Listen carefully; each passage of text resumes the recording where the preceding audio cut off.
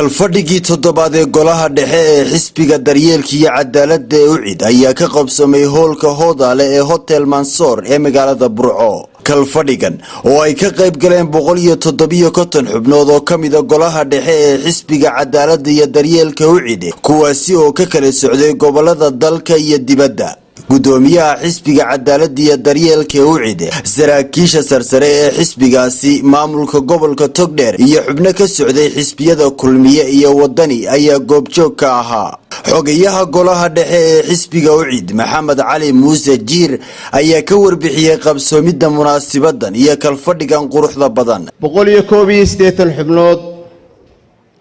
ayuu ahaa tirada golaha dhexe 3 meelood oo laba in ka badan baa joogto waxa jooga 157 xubnood baa jooga oo inoo fadhiya sidaas aanu kooramku inoogu buuxaa. xubno kamid ah saraakiisha xisbiga daryeelka iyo cadaaladda ee UCID ayaa ka waramay muhiimadda uu kalfadhigan u leeyahay xisbiga iyagoo hambalyo u diray taageerayaasha xisbiga waxaana ay Soomaaliland ugu baaqeen in meel looga soo wada jeesto danaha dalkan Jamhuuriyadda Soomaaliland. waxyaabaha qarannimada Soomaaliland wax u dhimaya oo qarankeena ku soo duulaya haday tahay dawladda farmaajo ee koonfureed oo taangiga lagu ilaaliyo oo faragelinta qaawan inagu haysa haday tahay danayo wali aan sanad jirsan hadii ay tahay iyo midnimo iyo wada jir hadaynu nahay xisbiyada hadaynu nahay dawladda hadaynu nahay shacabka hadaynu nahay siyaasiyiinta waxyaabaha u baahan inaynu ku tiiqtiiqsano waxaan isleenahay had iyo jeer waxaan ku dadaalnaa inaan tusaale fiican bixino. ta kale maanta munaasabaddan waxa isku sidkan sanad guuradii 18aad ee xisbiga UCID iyo kalfadhigii toddobaad ee xisbiga taas waxa ku tusaysaa inuu xisbigu UCID yahay xisbiga ugu da'da weyn maanta axsaabta jirta ee Soomaaliland.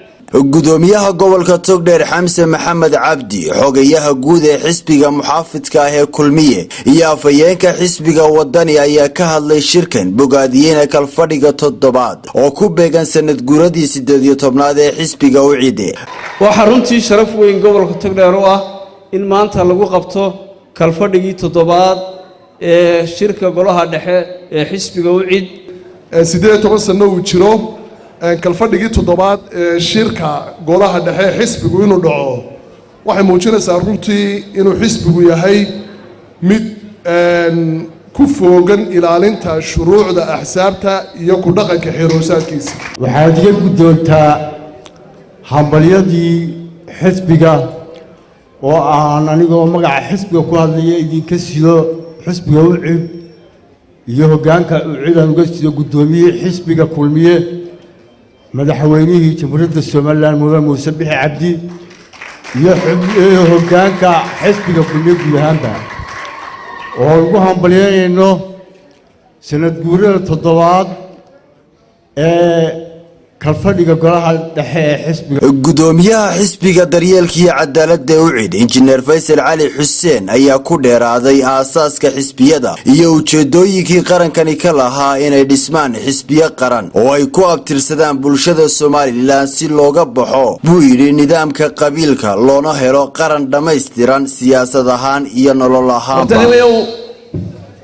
maanta Soomaaliland halka aanu ka soo saarnay 2001 ahayd in qabyaalada laga baxo qabyaalada waxaanu ururka u sameynay waxaan aragnay markii beelanimo wax lagu qaybsaday beeliyo institution samaysmaya oo guddiyaal heer samaysmeen weli lama yahay taas aanu keenay inaanu ka baxno oo aragnay shirbeelaad saddexaad inaan noo dhismi karin. Absaaq Faarax Cabdilaahi TV-ga qaranka Soomaaliland Burco.